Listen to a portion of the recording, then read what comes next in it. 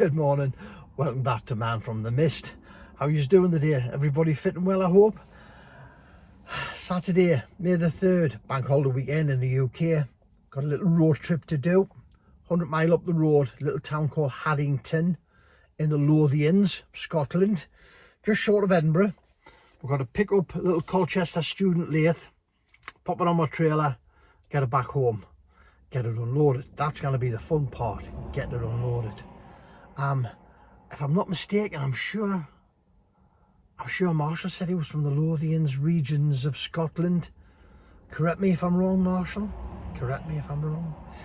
Are you coming along for the ride? It is a lovely day today. It's been a lovely week, hasn't it? Been absolutely gorgeous. 29 degrees, I believe, in London. It's been an absolutely gorgeous week, hasn't it?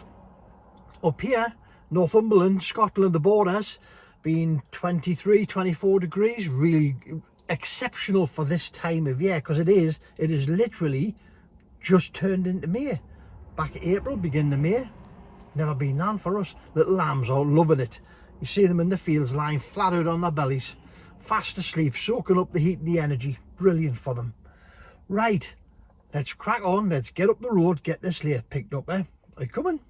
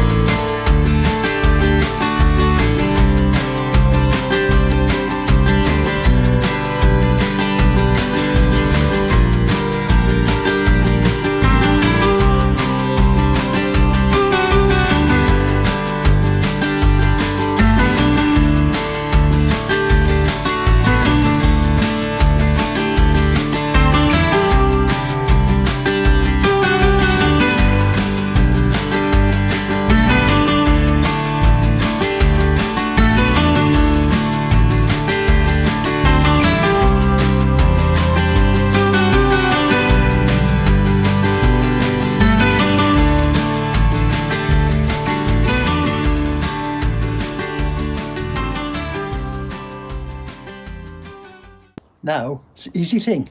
Got to get the damn thing off, haven't we? Right, let's crack on, get it off. So, 2 hours and we're home. Now, there we go. My little crane was man enough at the end of the day, but it was a bit of a chew on. You just see we've had to take the tailstock off and take some covers off. And the back wheels of the trailer are off the floor there. Right, so as you see, well, they're saying you saw us unloaded from the trailer, didn't you, with the engine crane? No? No, you must have blinked, because I didn't blink and the GoPro didn't see it, as usual. Back to the famous saying of the GoPro died onward, didn't it? And we were too busy. We didn't hear that it had died, so we got nothing ever coming off on the trailer. So what we did was we reversed it up the drive. It was sitting long ways on in the middle of the trailer. We had to turn it through 90 degrees, move it right to the very back of the trailer, which we did with pinch bars and the old Roman trick here, the old Roman trick. Although they didn't have brum shanks, but we had brum shanks cut in half, and you can see here where the framework of the lathe has just eaten and chewed into it. But we got it to the back. We've got to turn round and we got it lifted up. We've got the trailer off underneath, lowered it down onto the floor, got it into here. That was Saturday night. And what we did was Saturday night we just left it across the garage there, because I was absolutely knackered by that time. I'd been Edinburgh and back in a day. Pulled this back at 50 miles an hour all the way, because of you don't know what's going to happen, and the straps aren't going to hold it. If you have to do an emergency stop or something, you get a puncture or something, the straps are not going to keep this on a trailer. They're there for sure, aren't they, basically? So you got to look after it. So gets it home, brings it into here, puts it on the chocks that we can see under here.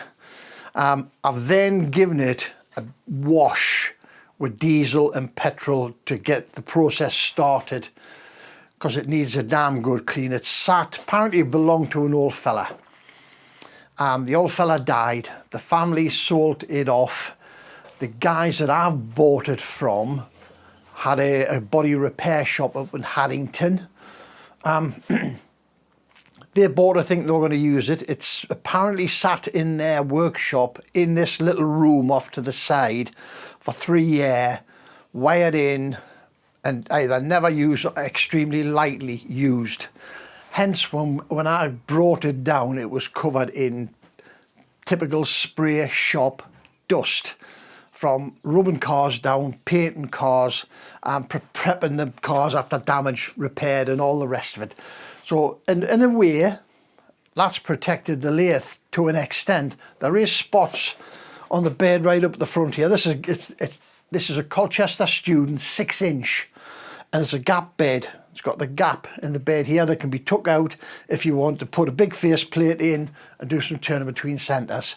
So as I say, there's a little bit of rust up here on the bed. There's a little bit of rust on the saddle and on the slides. But you know what? We're going to get some soft wire brass brushes, or brass wire brushes, and we're going to give it a tidy up, aren't we? Give it a little bit of a tidy. I'm not going to start and take this to bits, in a million bits. We'll take the slides off, we'll give them a wire brush like we did a bit with the little slides and the compound slides that we have off Marshall. We'll do that, we'll sort it out, we'll get it up and running, because I want to use it. I want to get into using this. And then it's even got, down here, it's even got the coolant pump and everything inside. As you can see, we've got a coolant supply up here. So I want to start and get to use it. And then, because we're using it, the oil and everything else will look after it. We'll just keep it clean and tidy, won't we? But I hired the trailer to go and get this. 50 quid to hire a trailer. Hey, that's not bad for a 3.5 ton trailer. Not that I need a 3.5 ton, but Gemma's little trailer is only 0.5 ton, which couldn't carry that. Maybe it would have carried it a few mile if it had been local, but 100-mile round trip, and that's about 820 kilos, I think. So it's like 300 kilos over the top of the weight of that trailer. That's too much of a big ask. So what we did was hired a 3.5 ton trailer, 12 by 8, I think it was 12 by 8 or 12 by 6. Stuck that on, twin wheel trailer, stuck it on, as you see from the still images that we've got. Hired it on, strapped it down, got it home, got it into there. I did set the cameras up to show the unloading process, because I thought that would be really interesting, the unloading process. And I say, GoPros. We set them away, we got on with our job, and when we got the lathe in here, and we checked the cameras, neither of them were working. So nothing, absolutely nothing. In order to get it off, we lifted it on this lifting eye. All lathes have got a hole drilled on the centre of gravity in the bed. So you put a lifting eye in, and in this case, it's a 7/8 Whitworth thread. And this is one that somebody has obviously made. They've got the 7/8 nut and bolt, and they've just welded a lovely big lifting eye on the top. We had to clean the hole out because obviously the hole was full of crap. So you just screw that in, stick your lifting equipment on it, and it comes up. It didn't come up square, it come up on a slight tilt because it's got the chuck on. And we can't get the chuck off because we don't have the Colchester chuck key. The guys, when they bought it off the old fella, never got the chuck key with it. So, listen, Daddy, can you hear him shooting on there? He's been screaming on because we've been out. We've been up to Gemma's today helping her because she hurt herself the other day again. So we've been up there. He's full of hell. 2 seconds, I'm going to give him some worms. Back in a minute.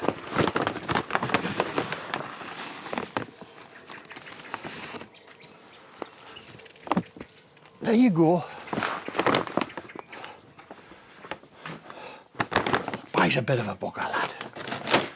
It's opposite here because beach the other house, it was Betty who was the real forward one. Up here, it's the dad, the female, the hen. She is nervous as hell. But Daddy brings the 3 chicks in, they sit at the bowl there, they have a good feed, and off they go. Anyway, back to this. So yes, so we've given it a bit of a wash down, we've given it a scrape because they hadn't cleaned it in 3 years. Literally it was buried in crud and crap and shavings and all sorts. We dug it all out. I've put some out there, man. Back in a minute. I've put some there. Get it eaten up. Right. So there's a load of tool with it. There's a 4-jaw chuck. There's a face plate. There's a travelling steady to go on the saddle. There's loads of little cutters and bits and bobs. I've had to buy, because it is 3-phase, so I bought this when I stopped throwing stuff on the floor. This is a AT1. It's a single to 3-phase converter, but it's also a frequency controller as well, so you can dial the speeds in and out on this. Having said that, we'll just be probably using just the fixed speeds that's on there. I have got ordered, and I'm waiting for it coming, a 4-pole isolator. Having said that, you'll only need to isolate the neutral and the live on this because the earth will stay connected permanently. So my 4-pole isolator, I'll probably go on the wall here somewhere with the frequency drive next to it, and then we'll feed into it. So it's got to be 3-phase. 3-phase is always better than single phase on a machine because it's got the torque in order to be able to handle cutting and bits and bobs like that. It can do thread cutting, so it's got the full thread cutting, but this label is a little bit washed out. What I'll do is I'll just get a screen print and put it on a chart up here so that when I want a screw cut, we can see what we've got going on here. It should be, it's not the biggest lathe in the world, you know what I mean? But when you look at it in context in my garage, it actually is bigger than, it's not bigger than I thought, because I had these in my apprenticeship. This is what I passed my apprenticeship on. When I worked in the engineering training school as an engineering instructor, these are the lathes that we had for the apprentices to learn on. They're brilliant, and you are not going to believe what we did. We had 10 of these Colchester Students, 2006. And you know what we did with them? 10 of them. Put them in the skip. Now, I could kick myself. I wish that I had somewhere to put in those 10 lathes and 10 miller machines. Bridgeports, Milwaukee's, XYZs. They're all, on those 2 enormous radial arm drills, they all went into the skip and got took away. Scrap money. You look back now and you think, if I'd had a shed big enough to put them in for a little while to store them, you would have made your money back, no problem whatsoever, selling these off. Cleaning them up, just give them a quick clean up. Don't go and paint them, just give them a hose down, get all the dirt off them. But look, for them, with them being in the training school, they were nip and clean anyway, because we used to get the apprentices to clean them properly every single night. They were all like this. You wouldn't get oil lying in the drip tray. This would be cleaned out, the machine would be perfect. The weighs would be oiled, everything. They were gleaming, those machines. So, anyway, right, now, and you're not going to believe this, right?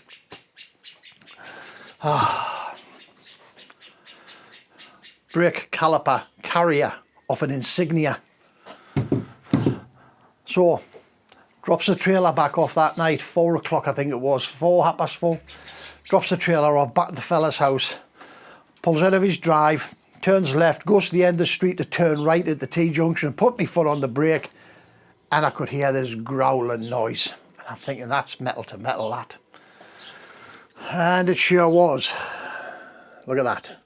Luckily, it's just there. This is still brick material, even though it's gone here. But it was just starting to touch here.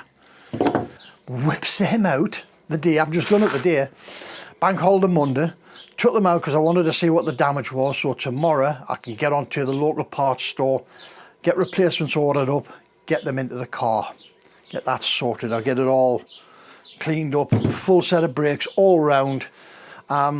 We've been lucky because last week, Tuesday, Wednesday, Thursday, we were away in the caravan.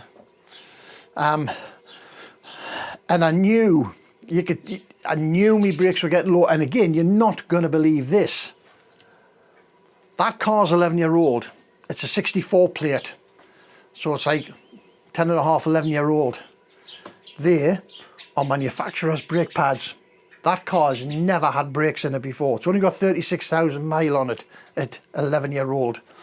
And that was the outside one. That's the inside one. You can see that's still got a lot of meat left on it. That one. And yet the slide bolts are lovely and free. So it's not like the caliper's been sticking and bending the, like warping the disc as you push on the brakes. It's just, that's the way it's gone in it. So we've got the car out here all stripped down. I've got it up on chocks for the night. I've left the jack underneath it. We're going to leave it at that. This next week is 4 corners of brakes, get this wired in, and hopefully get some work done in the garden. Depends on the weather, doesn't it really? I can get this done internally, doesn't matter what the weather's like. That will get done tomorrow, has to get done tomorrow, because if the weather's decent, we're going to be away on my caravan again. I'm going to have to pour a plinth for it to stand on. The idea is I'll mark it out on the floor, I'll put some bits of wood, screw them into the floor to make like a bit of shutter and a bit of edging, and I'm going to go and get a bag of self-leveling screed, because the floors in here are absolutely wonderful. Must have been laid by a blind man on a galloping horse in a hurry one night. Friday afternoon job, I think, ready for the pub, wasn't it? So realistically, the entire floor needs screeding and polished. So we've got a nice smooth floor to work on for to move my toolboxes and everything around with. But hey ho, it is what it is, isn't it? Right guys, as I say, sorry about that. It was going to be a really lovely, interesting video showing you getting this off the back of the trailer and bringing it in. Unfortunately, GoPro's let me down again. Just a little introduction to our latest addition to the workshop. Hopefully we get to use it the next couple of weeks, because I've got lots of things that I fancy starting to make with this. But we'll have to check it out first, won't we? Check it out between centres, check it out for parallel, check the ways are level. Right guys, that's it for this video. Thanks very much for visiting. Sorry the bit was missing in the middle, but it is what it is, isn't it? Remember, don't overthink it. It's only nuts and bolts. And we'll catch you in the next one. Hopefully this should be running by then. Catch us in the next one. Ta-ra now.